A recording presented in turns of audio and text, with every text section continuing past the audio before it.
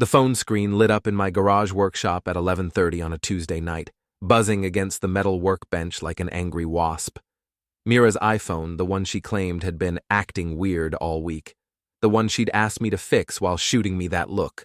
Half helpless, half accusatory, like her technology problems were somehow my fault. I'm Rhett Vossin, and I fix things for a living. Construction foreman by day, handyman by necessity, and apparently tech support for my wife's mysterious communication issues. The irony wasn't lost on me that the woman who managed human resources for the county's largest architectural firm couldn't figure out why her phone kept glitching. "Rhett, can you look at this thing?" she'd said earlier, dropping it on my workbench like it was contaminated. "It keeps freezing up, and I'm missing important calls." Important calls. Right. The workshop smelled of sawdust and motor oil, familiar scents that usually calmed me down after long days dealing with subcontractors and building inspectors. Tonight felt different. The phone kept lighting up with notifications, each buzz making my jaw clench tighter. I'd been married to Mira for 3 years, and I'd learned to read the signs when something was off. The pregnancy announcement had come 2 months ago, delivered over dinner at Romano's like she was announcing a promotion. No tears of joy, no nervous excitement, just clinical precision. We're having a baby, due in February. Then she'd gone back to cutting her salmon, leaving me to process the news while she scrolled through her phone. That should have been my first clue. I picked up her iPhone, swiping past the lock screen she thought I didn't know. Mira had always been predictable with passwords, birth dates, anniversaries, variations on themes. This time it was our wedding date backwards. Creative. The messages loaded slowly and my workshop suddenly felt smaller.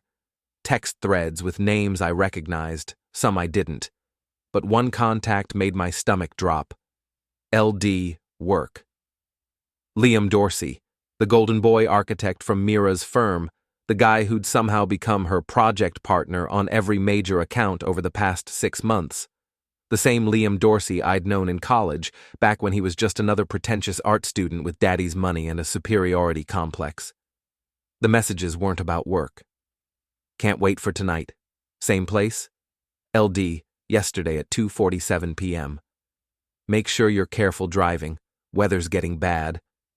Mira, yesterday at 3:15 p.m. You worry too much. I'll take care of you. LD, yesterday at 3:16 p.m. I scrolled up, finding weeks of similar exchanges.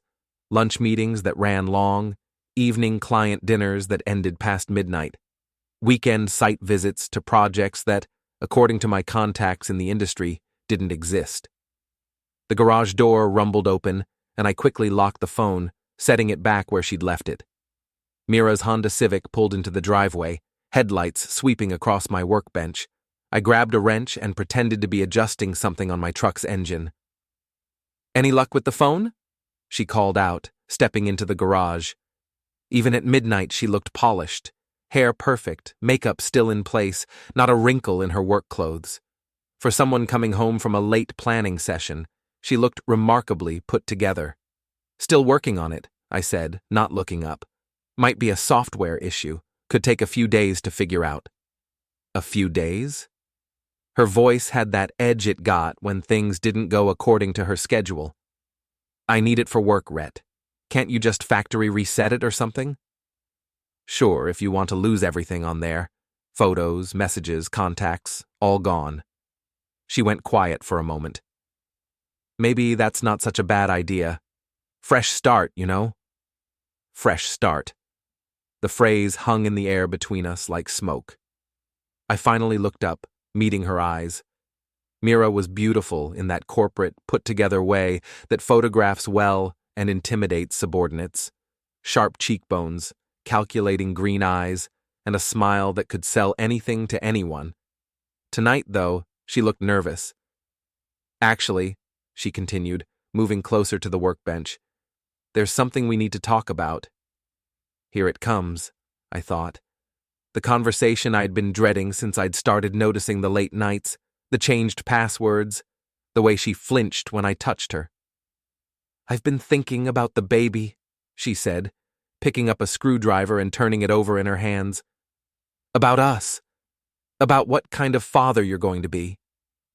What kind of father? I set down the wrench, giving her my full attention. What's that supposed to mean? Well, you've been acting strange lately, suspicious, asking weird questions about my schedule, checking up on me. It's not healthy, Rhett. It's not the kind of environment I want for our child. Our child. The words felt foreign, coming from her mouth, like she was reading from a script she'd rehearsed. I'm just trying to be involved, I said carefully. Isn't that what expectant fathers are supposed to do? There's involved, and then there's paranoid. She set the screwdriver down with more force than necessary. Like this whole thing with wanting a paternity test. It's toxic, Rhett. It shows how insecure you are, how little you trust me. The paternity test. I'd mentioned it once, weeks ago, framed as a routine medical thing. Her reaction had been immediate and explosive. Tears, accusations, threats to call her mother. I'd backed down, apologized, promised to drop it. Maybe I should leave you, she continued, her voice getting stronger, more confident. Maybe this marriage isn't what I thought it was. Maybe you're not the man I thought you were. I stood there in my garage, surrounded by tools and half-finished projects, listening to my wife threaten to leave me while carrying another man's baby. The smart play would be to argue, to defend myself, to try to salvage whatever was left of our marriage. Instead, I just nodded. You're right, I said quietly. I have been paranoid, suspicious. That's not fair to you or the baby. She blinked, clearly not expecting agreement. Oh, well, good. I'm glad you can see that. I think we should have that gender reveal party you wanted, I continued, my mind already working through the logistics. Big celebration, both families, all our friends. Really make it special. Really? Her face lit up, suspicion giving way to excitement. You do that? Of course. It's our baby, right? Our future. We should celebrate. The lie came easily, smoothly, like I'd been practicing it for weeks. Maybe I had been, in some corner of my mind, that had been preparing for this moment since the first late night, the first changed password, the first time she'd come home smelling like cologne that wasn't mine. I'll start making calls tomorrow, I said. Find a venue, send invitations. We'll do it right. Mira smiled, the first genuine smile I'd seen from her in months. Thank you, Rhett. This means everything to me. She kissed my cheek, a quick, perfunctory peck, then headed for the door. Don't stay up too late with that phone. Some things are better left broken.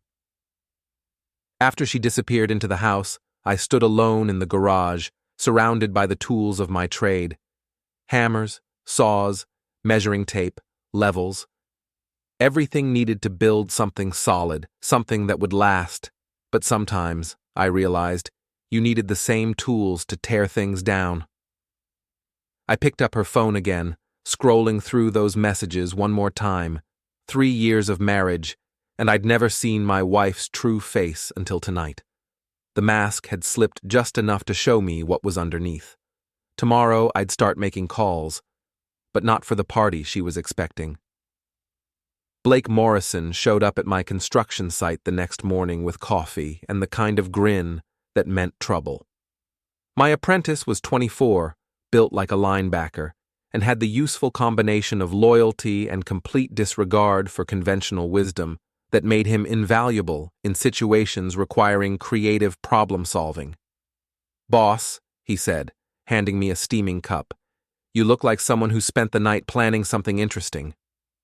The job site was a renovation project downtown, converting an old textile mill into luxury condos for the kind of people who thought exposed brick was worth an extra $100,000. The irony wasn't lost on me that I was building homes for folks like Liam Dorsey while my own was falling apart. I need a favor, I said, pulling Blake aside while the rest of the crew started unloading materials. Personal matter, completely off the books. Does it involve your wife? Blake had met Mira exactly once, at last year's company barbecue. She'd spent the entire evening making subtle digs about blue-collar work and asking when I planned to move up to management. Blake had pegged her immediately. "It involves my wife's phone," I said, "the one she thinks is broken." I'd spent the morning researching non-invasive prenatal testing. Amazing what you could learn on the internet when you had motivation and time. The technology had advanced significantly. No needles, no risk to the baby, just a simple matter of comparing genetic material from a routine sample. All perfectly legal, all completely confidential, all requiring nothing more than the father's consent and a willing laboratory. "You want me to clone it?" Blake asked. "Because I've got a cousin who—" "Nothing illegal," I cut him off. "Just need you to help me document some things, take some pictures. Be my witness." The plan was forming in my mind like blueprints on a drafting table. Step 1, gather evidence. Step 2, verify paternity. Step 3, prepare for the reveal party that would end all reveal parties.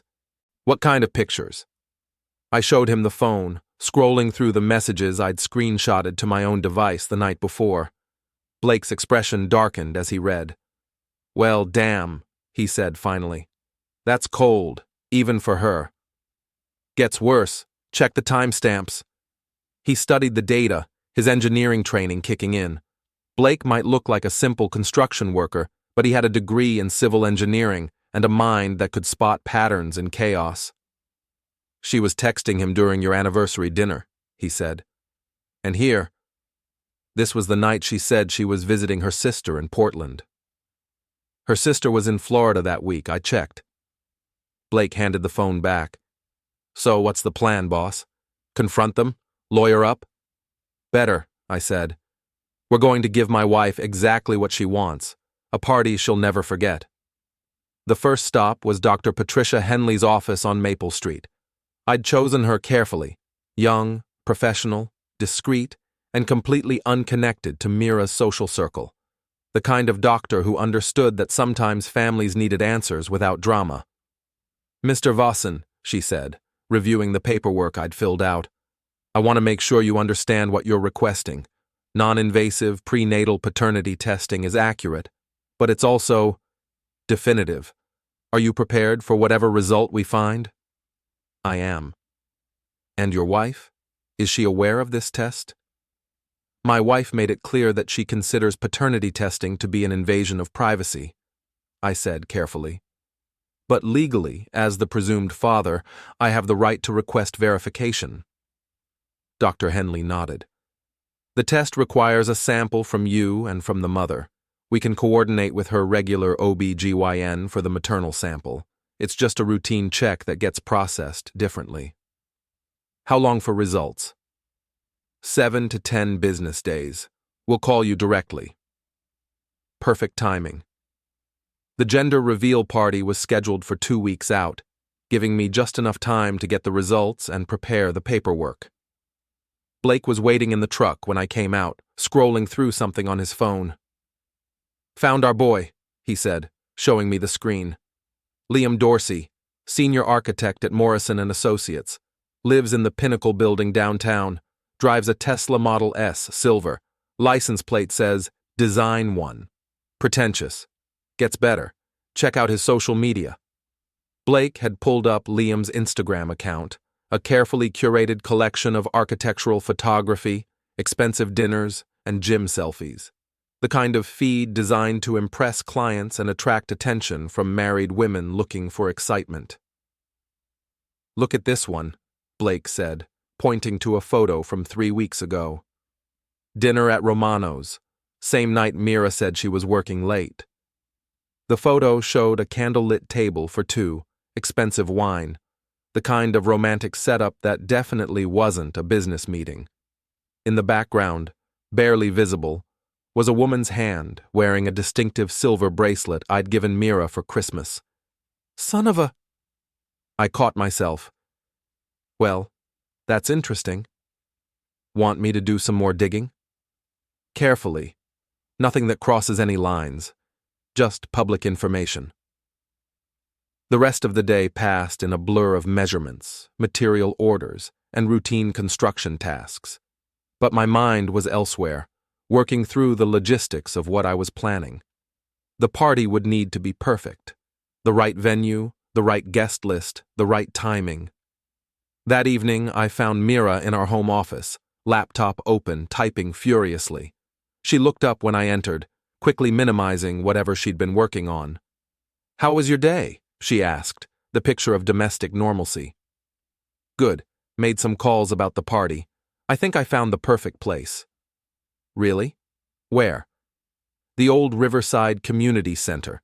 They've got that big hall with the stage, plenty of parking. We could invite everyone, your family, mine, all our friends from work." She hesitated. "Everyone from work?" "Sure, why not? It's a celebration, right? New life, new beginnings." "I just thought maybe we'd keep it smaller, more intimate." "Nonsense. This is huge news. We should share it with everyone who matters to us." I watched her face carefully, noting the way her jaw tightened, the slight flicker of panic in her eyes. She was calculating, trying to figure out how to object without seeming suspicious. "What about the cost?" she said finally.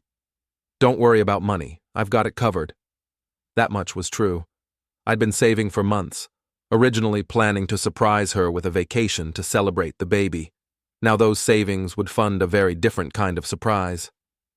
"Okay," she said slowly. "If you're sure." "I'm sure. In fact, I already put down a deposit. 2 weeks from Saturday, 3 o'clock. Perfect timing for the test results to come back." "Test results?" "For the gender reveal. That's the whole point, right? Finding out if we're having a boy or girl." Relief flooded her face. "Right, of course. The gender test." That night, after Mira had gone to bed, I sat in my workshop making lists.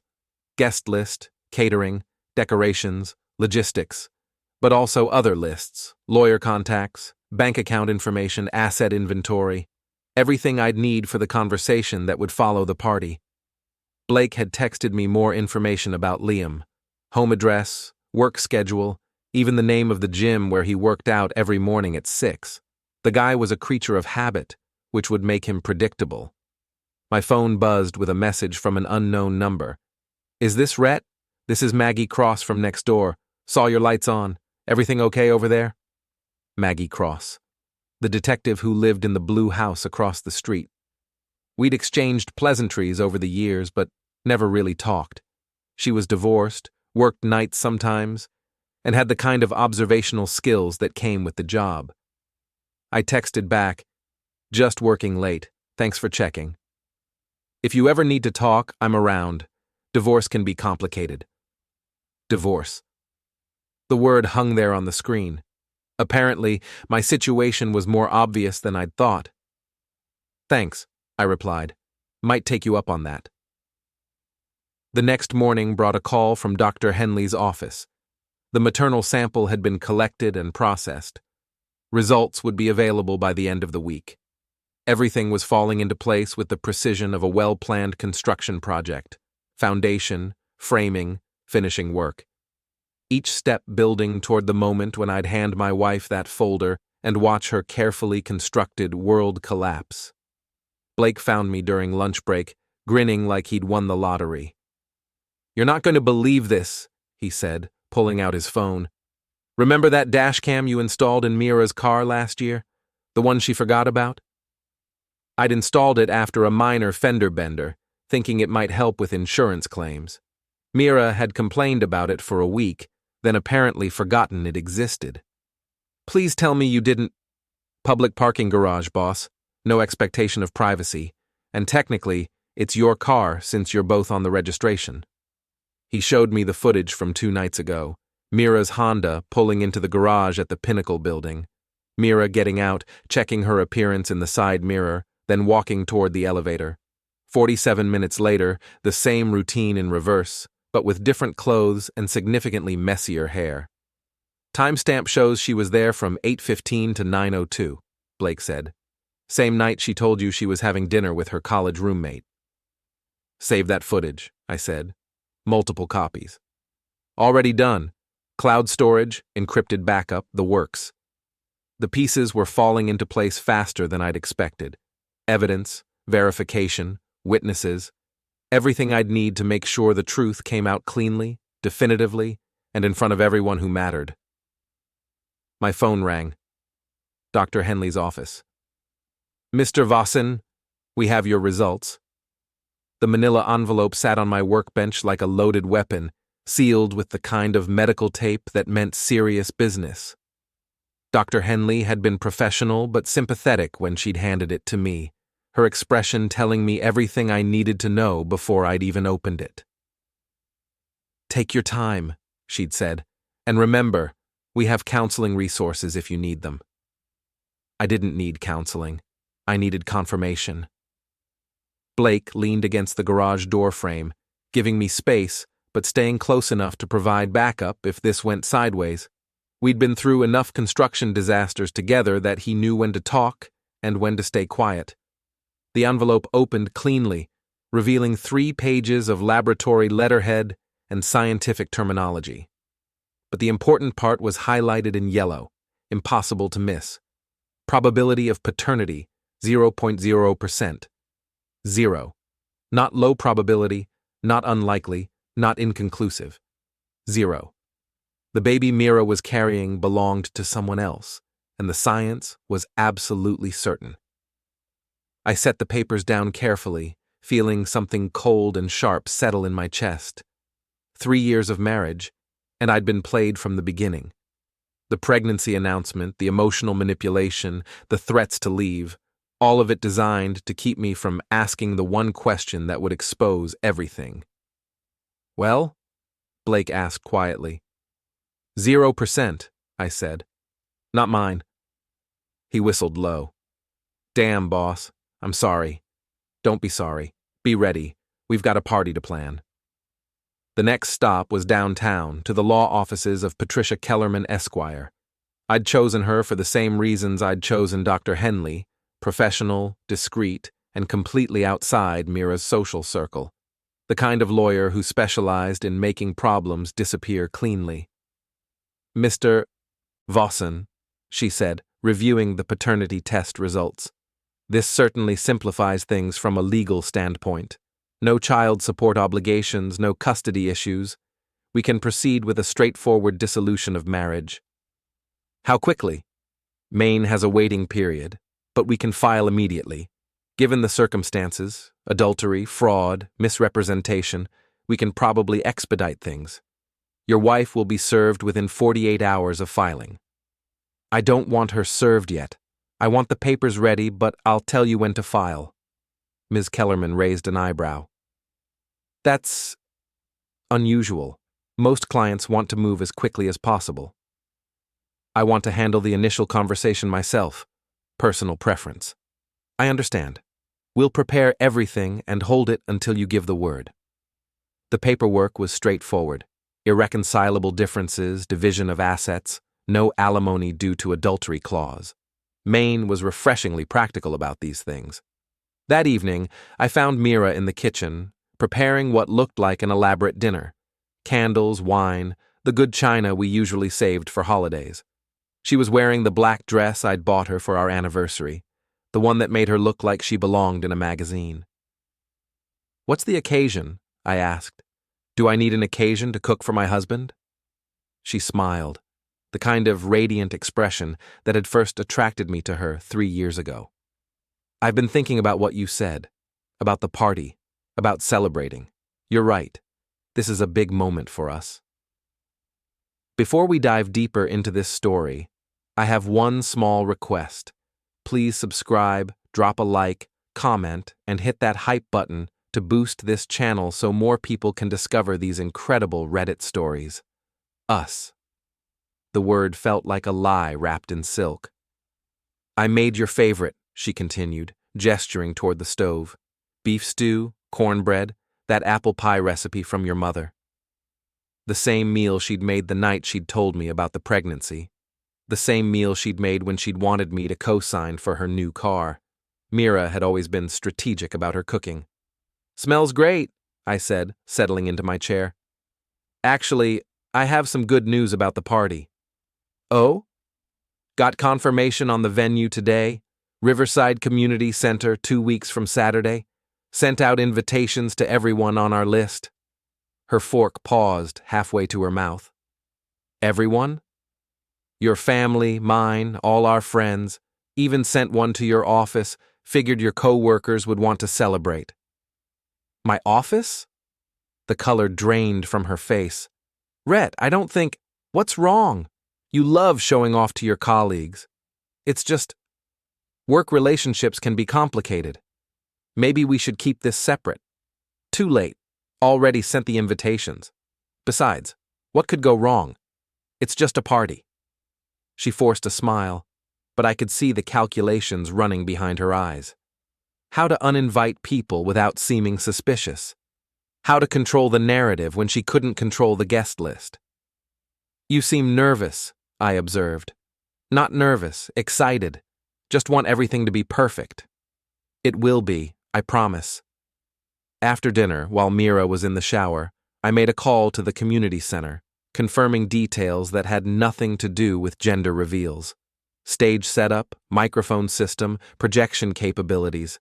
Everything I'd need for a presentation that would reach every corner of the room. Blake texted me an update. Got more footage. Liam's been visiting your house during work hours.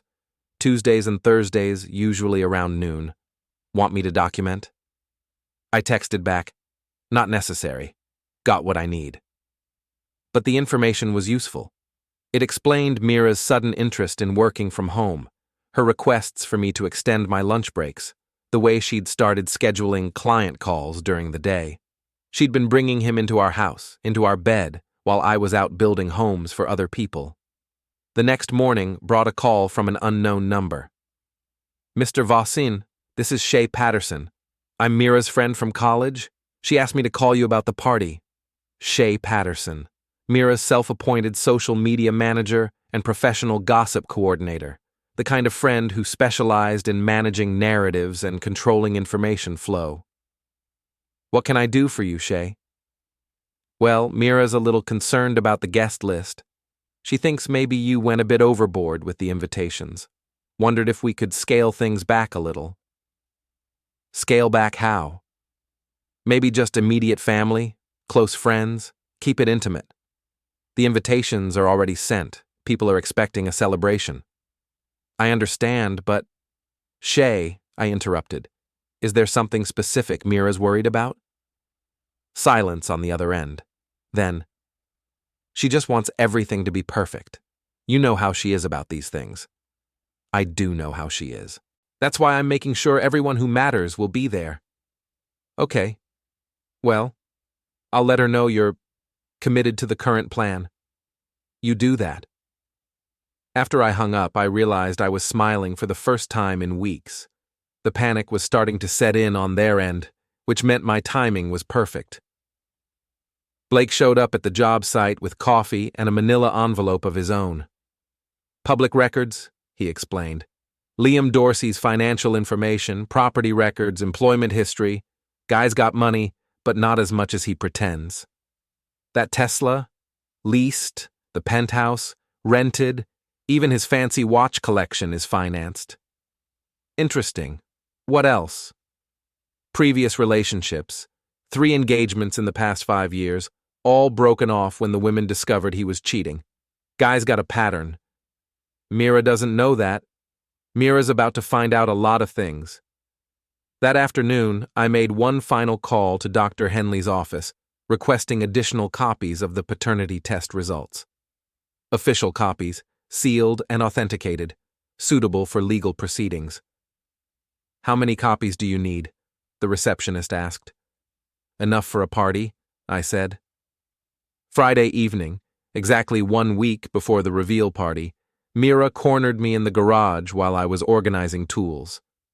Rhett, we need to talk about this party situation. What about it? I think we should cancel. Postpone it at least. I'm not feeling well, and the stress of a big event might not be good for the baby. You seemed fine this morning. Pregnancy symptoms come and go. My doctor says stress can be dangerous in the first trimester. Which doctor? She blinked. What do you mean? Which doctor said stress was dangerous? Dr. Martinez? Dr. Kim? I'd like to call and discuss it with them. You don't need to call anyone. I'm telling you what they said. But I'd feel better hearing it directly. You know how I worry. The trap was elegant in its simplicity. If she named a real doctor, I could verify the story. If she didn't, the lie was exposed. Either way, the party was happening. Fine, she said finally. Dr. Martinez, but I don't want you bothering her with questions.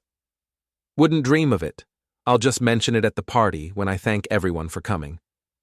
Thank everyone? Sure. I'm planning a little speech. About family, about truth, about new beginnings. I think people will find it very enlightening. Mira stared at me for a long moment, and I could see her trying to read my expression, looking for some sign of what I knew or suspected. But I'd had weeks to practice this face, calm, supportive, completely innocent. Okay, she said slowly. The party stays as planned. Great, it's going to be unforgettable. That night, I sat in my workshop with the paternity test results, the divorce papers, and a guest list of 43 people who thought they were coming to celebrate new life. In a way, they were right. This party would mark the beginning of something new, just not what they expected. The Riverside Community Center hadn't seen this much attention since the mayor's daughter got married there 5 years ago. I spent Saturday morning walking through the space with the event coordinator, a nervous woman named Janet who seemed convinced I was planning something more elaborate than her facility could handle. The stage setup you requested is ambitious, she said, checking her clipboard for the third time. Professional sound system, wireless microphone, projection screen. Most gender reveals just use pink and blue balloons. This is a special occasion, I said. Want to make sure everyone can see and hear everything clearly. And you need the microphone system tested before the event? Absolutely. Can't have technical difficulties during the big moment. Janet nodded, making notes. We'll have everything ready by 2 o'clock. Your caterer arrives at 1:30, decorations at noon. Should be plenty of time for setup. The caterer was actually Blake's cousin Maria, who ran a small but excellent restaurant downtown. She'd agreed to handle the food without asking too many questions about why I wanted the serving tables positioned to block the exits during the presentation. Just want people to stay for the whole show, I'd explained. Blake met me in the parking lot as I was leaving the community center carrying a cardboard box that clinked when he walked. Sound equipment, he explained. Backup microphone, portable speakers, recording devices. Figure we should document this for posterity. Recording devices? Trust me, boss. You're going to want evidence of how this goes down. We drove to the job site, where the rest of the crew was finishing up weekend overtime on the condo project. The work was good distraction, familiar rhythms of measurement and construction that kept my hands busy while my mind worked through final details. You nervous? Blake asked during our lunch break. Should I be? Most guys would be. What you're planning, it's not exactly subtle. Subtle doesn't work with people like Mira. She's too good at controlling narratives, spinning stories. This needs to be definitive. My phone buzzed with a text from Shay Patterson. Mira's really not feeling well. Maybe we should discuss alternatives. I showed the message to Blake, who laughed. They're panicking. Good. Panic makes people sloppy. I texted back. Sorry to hear she's not well. Good thing the party's tomorrow. She'll feel better once everything's out in the open. The response came immediately. What do you mean, out in the open? Just that pregnancy can be stressful when you're keeping secrets. Tomorrow she can relax and be honest with everyone. No response after that. Sunday morning, I woke up early and found Mira already dressed, sitting at the kitchen table with her laptop and phone. She looked like she hadn't slept, dark circles under her eyes that makeup couldn't quite hide. Big day, I said, pouring coffee. Rhett, I've been thinking. Maybe we should talk before the party, clear the air about some things. What kind of things? Just relationship stuff, communication issues. I feel like we've been drifting apart lately. Have we? You know we have. The questions about my schedule, the suspicion, the way you look at me sometimes, like you don't trust me. I sat down across from her, studying her face. Even now, even knowing what I knew, she was beautiful. The kind of woman who could convince you that black was white if she put her mind to it. "Do I have reasons not to trust you?" I asked. "Of course not. But perception matters, Rhett. If you think I'm lying, then we have a problem regardless of the truth." "You're right. Perception does matter. So maybe we should postpone this party. Work on us first, then celebrate when we're in a better place." "The party's in 6 hours, Mira. People are already on their way. Your parents drove up from Boston yesterday. We could call everyone, explain what? That we're having marriage problems? That you want to cancel our baby's gender reveal because you're worried about perception?" She flinched. "That's not what I meant." "Then what did you mean?" "I just think timing matters, and today doesn't feel right. Today feels perfect to me. Finally, everything comes together." At noon, I left Mira at home and drove to the community center to oversee setup. Blake was already there with Maria and her catering crew, arranging tables and testing equipment. The decorations were traditional gender reveal fare: pink and blue streamers, balloons, a banner reading Team Pink or Team Blue. But the real preparation was happening behind the scenes. Blake had positioned cameras at strategic angles, tested the sound system twice, and confirmed that the projection screen was clearly visible from every seat in the room. "Microphone's wireless with a backup battery pack," he reported. "Recording equipment's running on independent power. Even if someone tries to cut the main power, we'll still be broadcasting." "You think someone might try to stop this?" "I think your wife's smarter than you give her credit for. She knows something's wrong." At 1:30, guests started arriving. Mira's parents came first: Richard and Eleanor Callan, old money from Beacon Hill who'd never quite approved of their daughter marrying a construction worker. They air-kissed me and made polite conversation about the weather, while clearly wondering why their son-in-law was hosting such an elaborate event. My own family followed: my sister Jenny with her husband and kids, my parents looking uncomfortable in their Sunday clothes, my Uncle Frank, who'd driven up from New Hampshire. Working-class people who understood that family celebrations were important, even if they didn't understand why this one felt so formal. Then came the mixed crowd: friends from work, neighbors, Mira's colleagues from the architectural firm. I watched each arrival carefully, noting expressions, body language, the way people clustered into groups. Liam Dorsey arrived at 2:15, looking exactly like his Instagram photos: expensive casual clothes, perfect hair, the kind of confident smile that said he belonged wherever he happened to be. He brought a gift, an elaborate baby outfit from some boutique store, and made a point of congratulating me on my good fortune. "Mira's going to be an amazing mother," he said, shaking my hand with just a little too much eye contact. "She's definitely full of surprises," I replied. At 2:30, Mira arrived with Shay, both of them looking like they were attending a funeral instead of a celebration.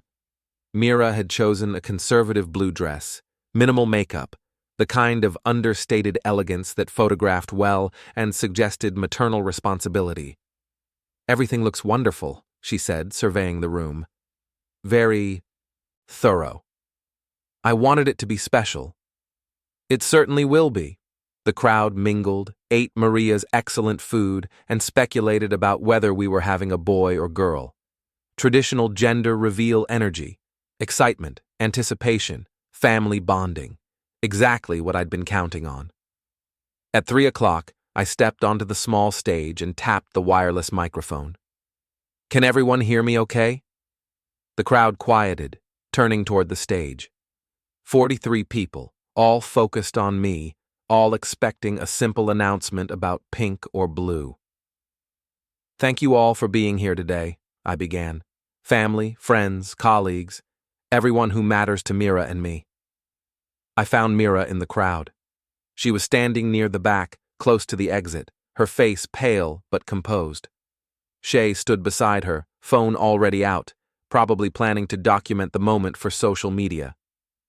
Pregnancy is an amazing time, I continued, full of anticipation, preparation, planning for the future, but it's also a time for honesty, for truth, for making sure everyone understands exactly what's happening.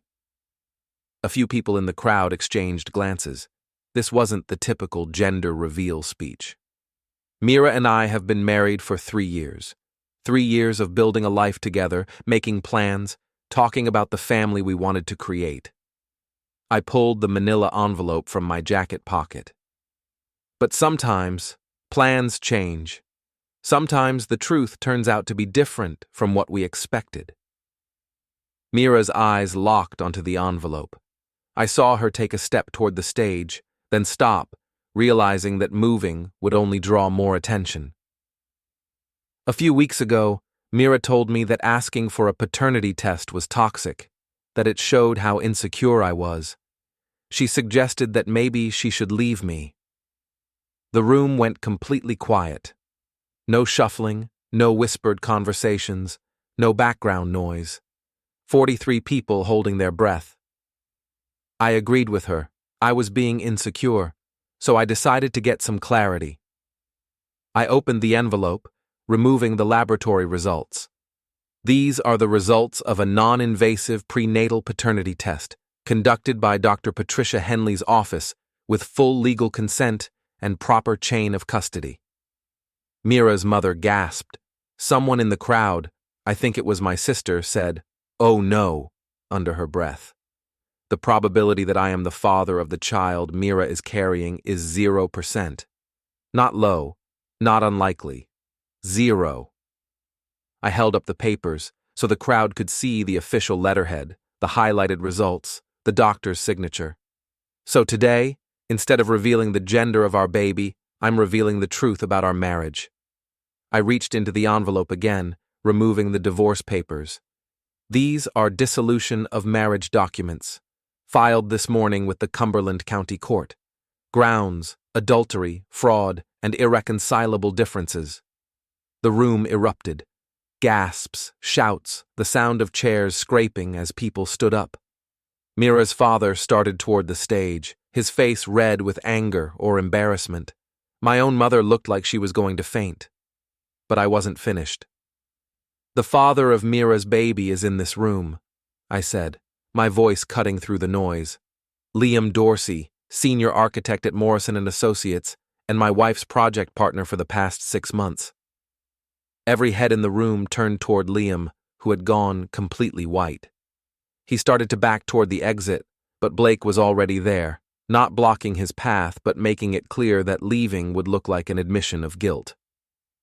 "I have documentation," I continued.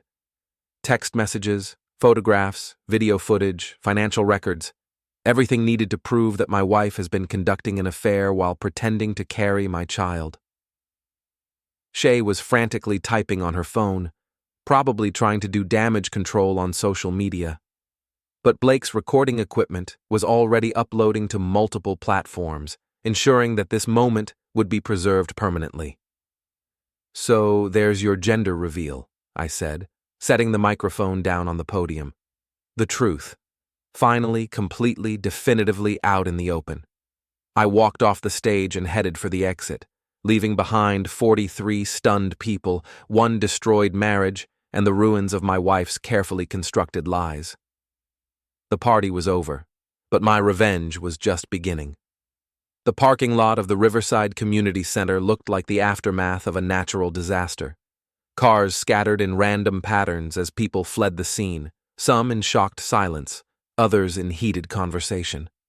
I sat in my truck, engine running, watching the chaos unfold through my rearview mirror. Blake appeared at my passenger door, sliding into the seat with a grin that could have powered the building. "Well, that went better than expected," he said. "Better how?" "Nobody threw anything. Nobody called the cops. And your wife's boyfriend looked like he was about to pass out." Through the windshield, I could see Liam Dorsey standing next to his Tesla, surrounded by a small crowd of Mira's family and friends. Even from a distance, I could tell the conversation wasn't going well for him. His hands were moving in animated gestures, probably trying to explain or deny or somehow spin the situation in his favor. "Where's Mira?" I asked. "Still inside. Shay's with her, doing damage control. Saw them huddled by the stage with your mother-in-law. Looked like a war council." My phone buzzed with the first of what would probably be dozens of calls and texts. "My sister Jenny." "Holy crap, Rhett. Are you okay? Call me." I turned off the phone. There would be time for explanations later. "What's the plan now, boss?" Blake asked. "Now we go home. Let them figure out how to clean up their mess. And if they try to spin this, make you look like the bad guy?" Hard to spin 0% paternity. Numbers don't lie. But even as I said it, I knew Mira would try. She was already working the room, probably crafting a narrative about my suspicious behavior, my controlling tendencies, my public humiliation of a pregnant woman. The victim angle was her specialty. We drove back to my house in comfortable silence, Blake occasionally chuckling as he reviewed the footage on his phone. The recording had captured everything: the crowd's reaction, Liam's face when I named him, the moment Mira's carefully maintained composure finally cracked. "You know this is going to be all over social media by tonight," Blake said. "Good. Let people see what really happened. Your wife's not going to take this quietly." "Probably not." As we pulled into my driveway, I noticed Maggie Cross working in her garden across the street. She looked up when she heard my truck, gave me a small wave, and went back to her flowers. The kind of neighbor who minded her own business but noticed everything. Inside the house, I poured 2 beers and sat down at the kitchen table with Blake to review the documentation we'd gathered over the past 3 weeks.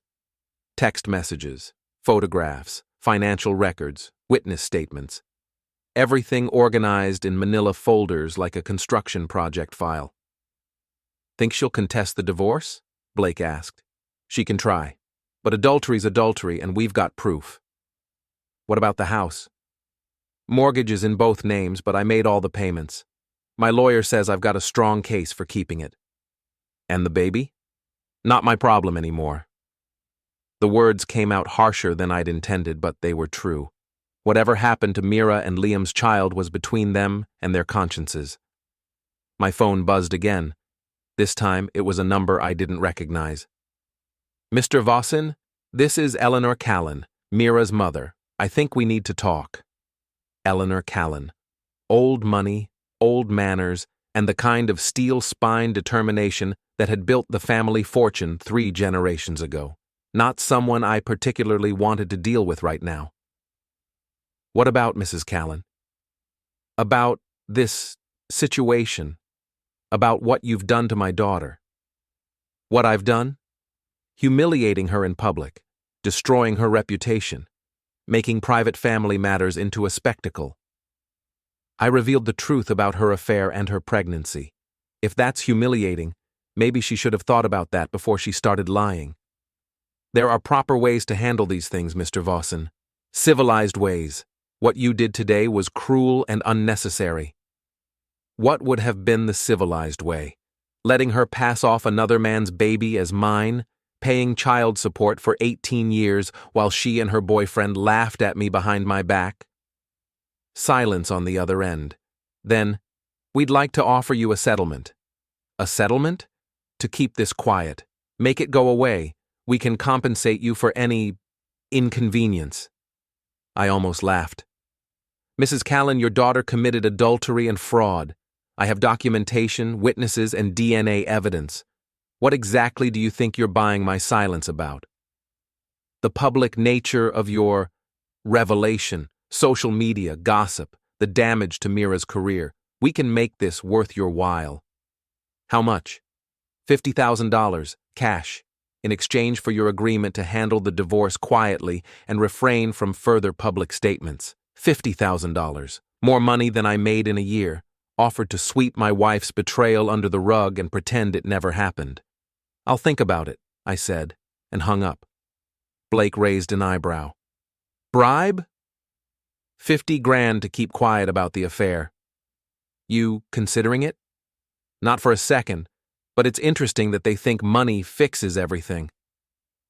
Rich people always think that. The afternoon passed quietly. Blake helped me change the locks on the house, a symbolic gesture more than a practical one since Mira had never bothered to take her key when she'd stormed out that morning.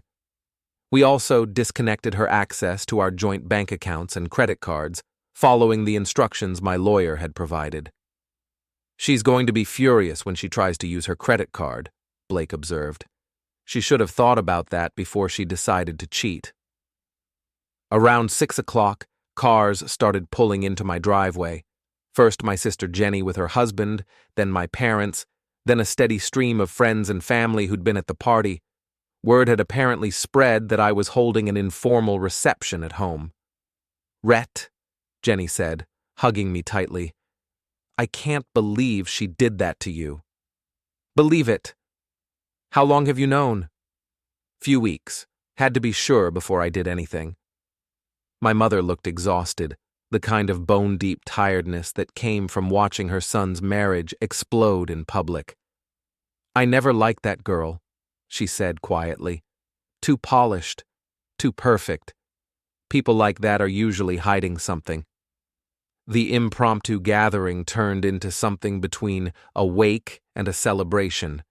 People brought food, shared stories, offered support and advice, the kind of community response that happened when someone was genuinely wronged and everyone knew it. Around 8 o'clock, Maggie Cross knocked on the door. "Hope I'm not intruding," she said. "Brought some cookies. Figured you might need comfort food." "Thanks. Come in." Maggie was in her 40s, divorced herself, with the kind of practical wisdom that came from surviving her own relationship disasters. She'd been a detective for 15 years before taking a desk job with the county, and she had the observational skills that made her a valuable neighbor. "Hell of a party," she said, accepting a beer. "Hell of a marriage. How long did you suspect?" "Couple of months. But suspecting and knowing are different things." Smart to get the paternity test. Lot of guys would have just confronted her based on suspicion. Confrontation without evidence is just drama. Evidence makes it justice. Maggie smiled. Spoken like someone who's thought this through. Had to. Mira's good at controlling narratives. Only way to beat her was with facts she couldn't spin. What's next? Divorce, asset division, moving on. And the baby? Not my circus, not my monkeys. Around 10 o'clock, people started heading home, leaving me alone with Blake and the remnants of what had turned into an unexpectedly pleasant evening. The kitchen was full of leftover food, the living room showed signs of a gathering, and for the first time in months, the house felt like home instead of a battlefield. "You did good today, boss," Blake said as he prepared to leave. "Thanks for the help." "Anytime. You need anything else, just call." After Blake left, I sat alone in my workshop, surrounded by tools and half-finished projects. The paternity test results lay on my workbench next to the divorce papers, both documents representing the end of one chapter and the beginning of another. My phone buzzed with a text from an unknown number. "This isn't over. You'll regret what you did today." Probably Shay, or maybe Liam, or possibly Mira herself. It didn't matter. The truth was out, documented, and witnessed by 43 people who would never let it be forgotten or rewritten. I turned off the phone and went to bed in my own house, in my own bed, for the first time in weeks, feeling like I could sleep peacefully. Tomorrow would bring lawyers, paperwork, and the complicated business of disentangling a marriage. But tonight, the truth was enough. Monday morning brought 3 things: a lawyer's call, a registered letter, and the kind of autumn rain that made construction work miserable. I was on the job site by 7, partly because I needed the distraction, and partly because normal routines felt important after yesterday's chaos. "Boss," Blake said, handing me coffee and a newspaper, "you're famous." The local paper had picked up the story, though they'd been careful about names and details. "Local gender reveal party takes unexpected turn," read the headline, followed by a sanitized account that managed to convey the basic facts without getting anyone sued. How'd they find out so fast? Social media. Half the people at that party posted about it before they even got to their cars. Gender reveal, gone wrong, was trending on Twitter last night. I scanned the article, noting the careful language designed to avoid libel suits while still making the story clear to anyone who cared to read between the lines. The reporter had even managed to get a quote from a family friend, saying that all parties are working toward an amicable resolution. Amicable, I muttered. Right. My phone rang. Patricia Kellerman, my lawyer. Rhett, we need to talk. Your wife's attorney contacted me this morning. Already? That was fast. Mira's retained Harrison, Blackwood and Associates. Very expensive, very aggressive. They're claiming you violated her privacy rights by conducting the paternity test without her explicit consent. Is that a problem? Not legally. You had every right as the presumed father. But they're going to make noise about it, try to paint you as controlling and vindictive. What else? They want to negotiate. Apparently there's some family money involved, and they'd prefer to settle this quietly rather than let it drag through the courts. I'm listening. They're offering $100,000 for you to agree to a no-fault divorce with a confidentiality clause. You keep the house, she keeps her reputation, everyone moves on. $100,000. Double what her mother had offered yesterday, which meant they were getting desperate. What's the catch? You'd have to agree never to discuss the circumstances of the divorce publicly. No social media, no interviews, no telling your side of the story. So they buy my silence and rewrite history. Essentially, yes. I thought about it while watching my crew set up for the day's work. $100,000 would pay off the house, cover legal fees, and leave enough left over to start fresh somewhere else. It was tempting, but it was also exactly what Mira was counting on, that I'd take the money and let her spin whatever story she wanted about our marriage. Tell them no, I said. Rhett, that's a lot of money. It's not about money, it's about truth. She doesn't get to buy her way out of consequences. All right, I'll let them know, but expect things to get ugly. After I hung up, Blake wandered over with a grin that usually meant he'd discovered something interesting. Remember how I said your wife was smart? He said. Well, she's also predictable. How so? Drove past your house this morning, saw a moving truck in the driveway. She's moving out? Looks like it. Big truck, professional movers, the works. Guess she decided not to wait for the legal stuff to get sorted. That was actually good news. The house was technically marital property until the divorce was finalized. But if Mira voluntarily moved out, it strengthened my case for keeping it. Where's she going? That's the interesting part. Followed the truck to the Pinnacle building downtown. Looks like she's moving in with Loverboy. Liam's penthouse apartment. That was either very romantic or very stupid, depending on how you looked at it. Probably both. Think they're planning to play house? Think they're planning damage control. Easier to coordinate their stories if they're living together. The rest of the morning passed in routine construction tasks, but I could feel my phone buzzing regularly with calls and texts I wasn't ready to answer. Word was spreading through the small network of people who mattered in our town, and everyone wanted details, opinions, or just the chance to say they'd talk to me. At lunch, I finally checked my messages. 3 calls from reporters, 2 from Mira's friends asking for my side of the story, and 1 from a number I didn't recognize but suspected was Liam. There was also a text from Maggie Cross. Saw the moving truck? Coffee later if you want to talk? I texted back, thanks, might take you up on that. The afternoon brought an unexpected visitor to the job site. Richard Callan, Mira's father, arrived in his Mercedes looking like he was attending a board meeting instead of visiting a construction zone. Mr. Vossin, he said, stepping carefully around puddles in his expensive shoes. I'd like a word. Richard Callan was old money personified. Harvard education, family trust fund, the kind of inherited wealth that came with inherited expectations about how problems got solved. He'd never liked me, but he'd tolerated me as long as I made his daughter happy. What can I do for you, Mr. Callan? You can explain what you hope to accomplish with this spectacle. Spectacle? The public humiliation, the media attention, the complete destruction of my daughter's reputation. What's the endgame here? The endgame is truth. Your daughter committed adultery and tried to pass off another man's baby as mine. I made sure people knew about it.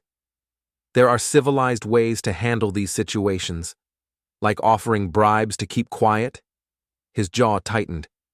That was an attempt to minimize damage to everyone involved, including you.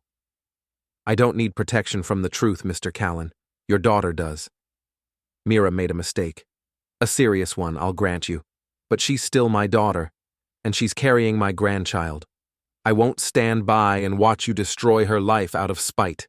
I'm not destroying anything. I'm just refusing to help her rebuild on a foundation of lies. What do you want? I want a divorce. I want my house. I want her to face consequences for her choices. And if we make it worth your while to be reasonable? You mean if you pay me enough to pretend this never happened? I mean if we compensate you appropriately for your inconvenience? I looked at this man who'd spent his entire life believing that money could solve any problem, buy any silence, smooth over any scandal, the kind of person who thought consequences were for other people. Mr. Callan, I said, there isn't enough money in your family trust to make me forget that your daughter cheated on me and tried to trick me into raising another man's baby. So you can take your compensation and your civilization and your damage control, and you can go to hell. He stared at me for a moment, probably trying to decide if I was bluffing or if I really was stupid enough to turn down serious money for the sake of principle. You'll regret this, he said finally. Maybe, but I won't regret it as much as I'd regret taking your money. After he left, Blake appeared at my elbow with a thermos of coffee and a philosophical expression.